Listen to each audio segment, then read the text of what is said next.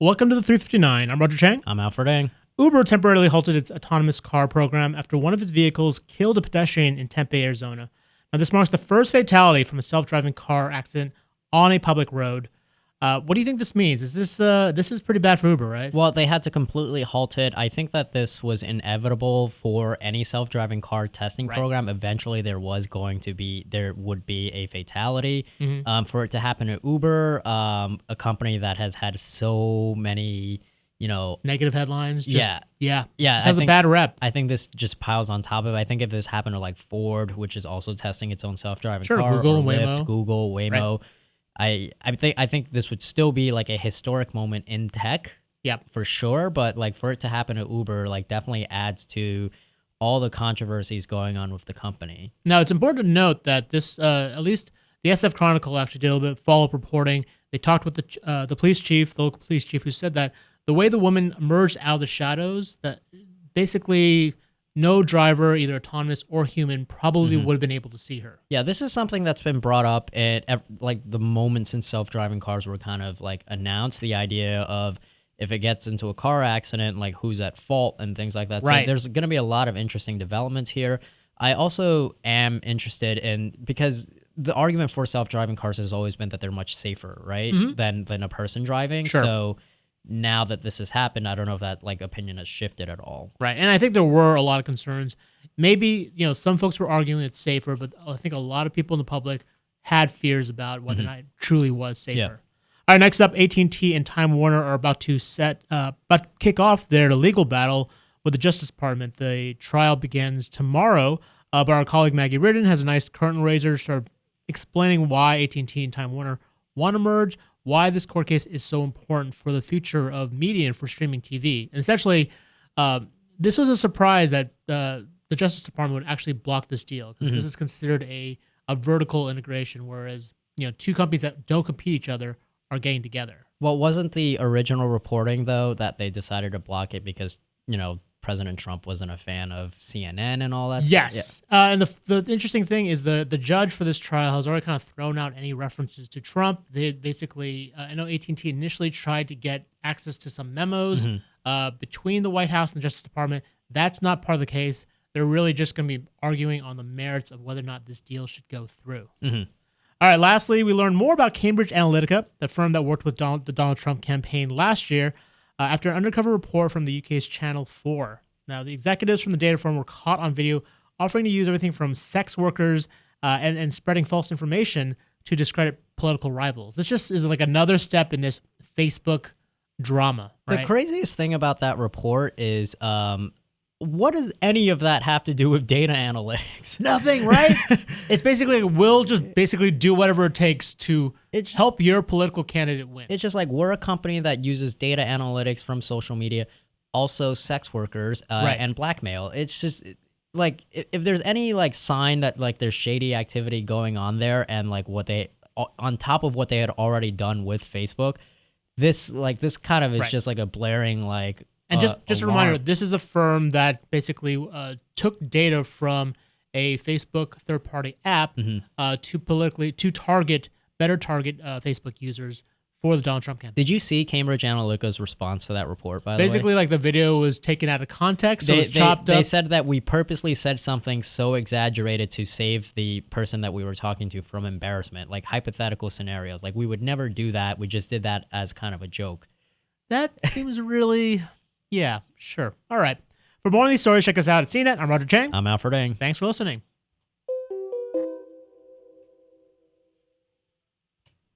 So we say how bad this looks for Uber, and it certainly does. But does this shine negatively on Volvo at all, being that it was a Volvo model car? That's an interesting point. There hasn't been a lot of discussion about Volvo. I think a lot of it is looking at the autonomous driving technology, the sensors, the cameras that are supposed to detect people. So I haven't seen a lot of blowback on Volvo yet. Yeah, I think it's because people, like to pile on Uber. That's true too. I think it could have been any car company, and either way, it would have the headline still would have been like Uber. That said, do you think if it was Waymo or if it was Ford, like do you think? Well, Ford's a bad example because it's the actual automaker. But if it was Waymo, would people be piling onto Waymo, or would they be blaming I think the so, automaker? yeah, but I don't think they'd be saying Waymo, though. I think they'd be saying Google, Yeah, like a that's Google true. self-driving Yeah, car. I think, but the broader point is, I think folks will be pointing the finger at the company that's pushing the autonomous Yeah. driving technology, not the car maker itself. Yeah, I didn't hear the part about from the police chief, though, saying the way that this woman like came out, like even if it was a that human came driver. out. That came out late last night. The SF Chronicle had that. It was a nice Yeah. exclusive from them. But yeah, the way she described it, the woman was, I guess, holding a bicycle, came out of the street, emerged out of the shadows very suddenly. Even the person in the car said, like, I didn't see her until after the accident. I think the issue for me is essentially that I still have like a lot of faith in self-driving cars, only because they've been testing them for what, like 4 or 5 years now. Yeah.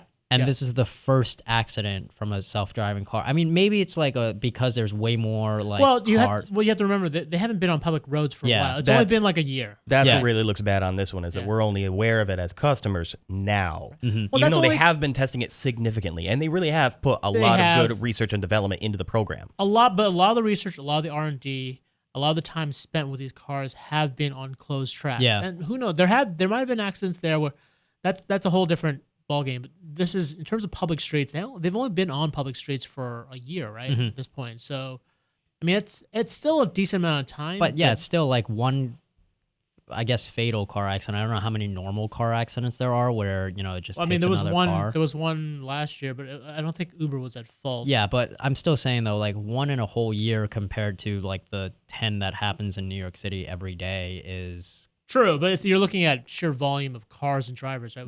We've got how many autonomous cars versus actual cars with terrible drivers in New York City alone. Yeah. Okay, so certainly, ideally, one is too many, right? But there's going to be a huge differing perspective on this, and we're seeing it in the chat right now. Thanks, everybody. We're getting to your questions here in a second.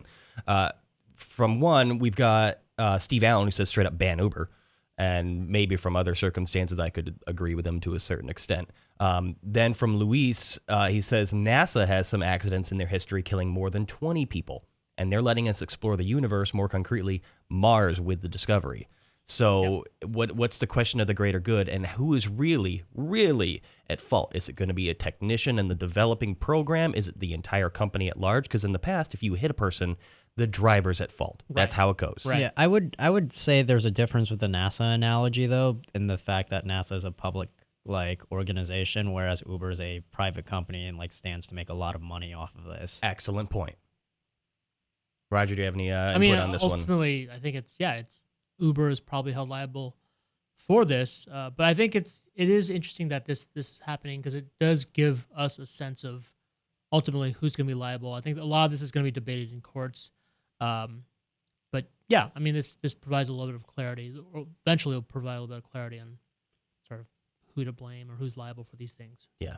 And that's going to be an ongoing conversation. Yeah, that's been a scenario that like has been brought up like plenty of times, but it hasn't actually happened yet. So now for this to happen, I am interested to see if there's going to be any like charges pressed or anything like that. Well, that's what I'm saying yeah. is how do you find the true fault in this? Can you just charge the president of or the CEO of Uber? And I don't think that's really the No, I case think here. I mean Uber as no, a you company, wouldn't- right? Yeah. Like you wouldn't. It's not I don't think any individual at Uber would be held liable. Yeah. It So would beyond be the company. liability, who gets whittled down and now has to fix something? What was wrong and whose responsibility is it to fix it?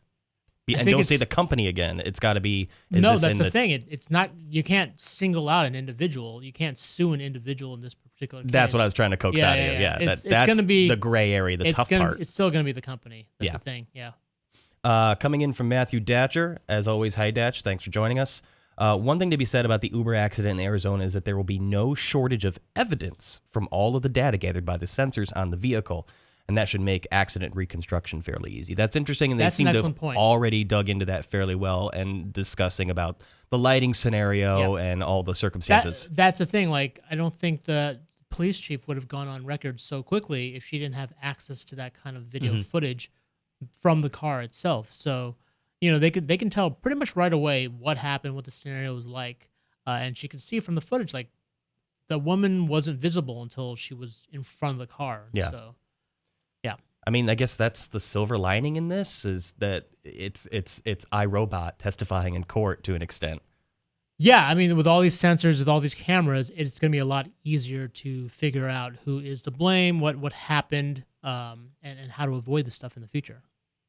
One more extended thought from Matthew Datcher is, my fear is that regulators will halt the abilities of vendors to continue testing. Is there any discussion of that already? I don't think you need to be worried about this specific scenario for politicians to halt like testing, considering that it's already being done in so many other cities without any like legitimate reasons. Like they tried bringing it to New York City, and there were all these like issues that like New York City like politicians brought up.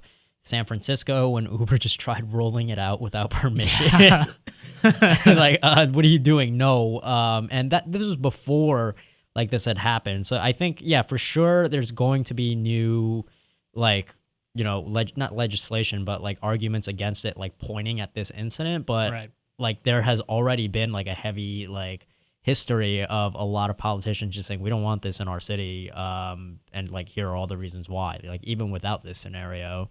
Yeah, and hopefully, I mean, this is obviously a tragic event, but like this definitely brings up the need for, I think, clear regulations from even a federal level as to how self-driving cars should be treated. Because right now it is sort of city by city.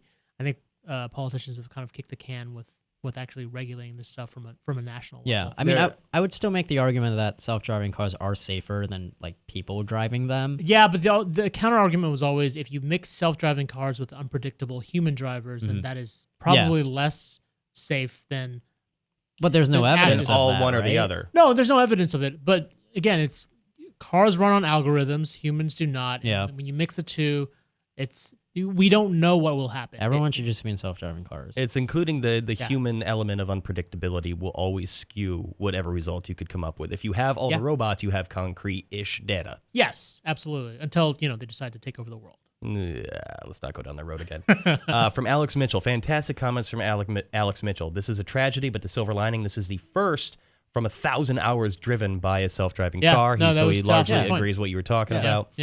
This could be better for liability, or could be better for liability in car accidents.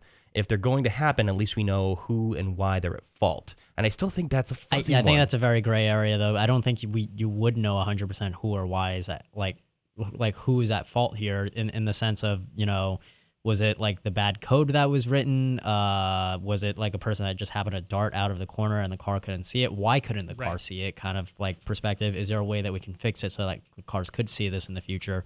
Was it the human driver that was just in the front that like wasn't paying attention and like could have prevented it? I mean, I guess the other silver lining is that they can look at this footage, they can look at what happened here and figure out how to make self-driving cars safer to avoid this kind of accident again. Yeah.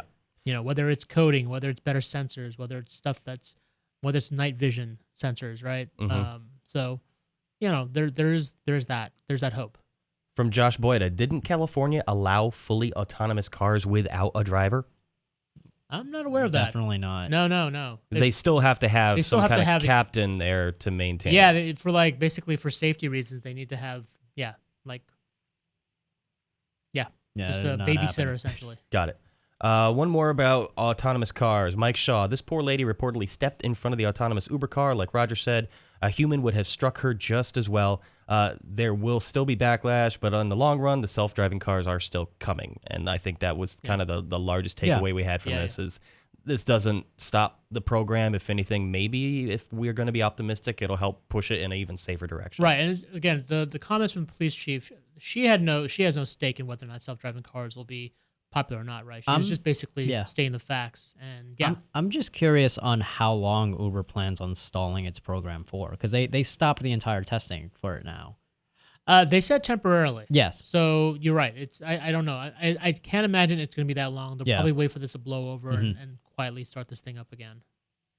Let's shift gears over into the AT&T court situation. From Alex Mitchell, stop AT&T and Time Warner from merging, break up Amazon just like we did to Microsoft. This is cool and nice for consumers now, but it's going to be bad down the line for competition. Now, he has an excellent point there. This continuing world of conglomeration. Consolidation, thank you. When will it finally stop, and when will we just have Megamart? I don't know. I feel like it's still going to keep going. there are constant rumors of more consolidation, not less at this point, whether it's wireless providers, whether it's telecom companies and media companies and other media companies. You've got Disney and Fox trying to get together as well. Well, a portion of Fox. I mean, the portion that you most Actually care about. The comic book stuff, all the cool movies. That I care about. Yeah, that we care about. And, that's the thing. Like this deal, this court battle between AT&T, Time Warner, and the Justice Department. I mean, if it goes badly for AT&T, that could have a chilling effect on what happens with Disney and Fox, and that could mean your favorite Marvel superheroes won't all be under one umbrella. That's very true. All my favorite Marvel superheroes already aren't under one Wait, umbrella. you're not an X-Men fan? No, but like Deadpool's not. Yeah. Oh, wait, he is now. He is now. Oh yeah. Ooh, they all are. Yep. There you go. We did it. No, they haven't dropped done the balloon. They haven't done it yet. That's the whole point. Right, it's still in negotiations. This could make the deal a lot less. Well, you know what? harder to get through. Spider-Man is still under Sony, so. But they got that deal with Marvel, so yeah. kind of. But Venom and all the other ones. I'd be fine with having more agreeable just sharing, but that's in a very specific instance when it comes to the intellectual properties here. Right, and there's a reason why Incredible Hulk, by the way, can't have its own movie. Because it'd be a very boring movie. Exactly. Well, the there's that, distribution, right. but it's tied up with Universal, so Mark Ruffalo couldn't do his own movie. But these considerations and rules don't really apply to media acquisition or right. to So, and I want to bring up a point for AT&T Time Warner. Their argument is that they're not really competing against each other anymore. They're competing more against Netflix and Google and YouTube, Amazon Prime. These are the threats that they see. It's less about who's offering you wireless or telecom service and who's running your networks. It's more about this bigger threat from, and I can sort of see their point. I don't 100% agree with it, but I can definitely see that the shift in the competitive dynamics is different now, right? Your eyeballs are not just looking at like NBC or TNT or CNN. You're looking at Netflix and Amazon, and you're not actually looking at traditional television programming. What has the argument from the Justice Department been? The Justice Department has argued that that there's too much. AT&T owning Time Warner would create too much of a powerful company in terms of both distribution and creation of content. That basically the fears that they would charge other people more money for the rights for Time Warner content, which like Game of Thrones and CNN and TNT and programs on TNT. They basically other companies that need to carry these channels. AT&T could theoretically charge more than they would themselves, giving themselves an unfair advantage. So, I don't. AT&T argues the opposite. They say no, it's we're trying to like distribute our stuff across even more platforms than ever. No, they're not. They're just trying to line their pockets, so like any good businessman would. Right. How is Comcast able to do it with like NBC and like? So Comcast, that's the thing. Comcast and NBC did this. How many years ago at this point? It's almost like 6 or 7, 11 or something like that. Yeah, like 7 years ago.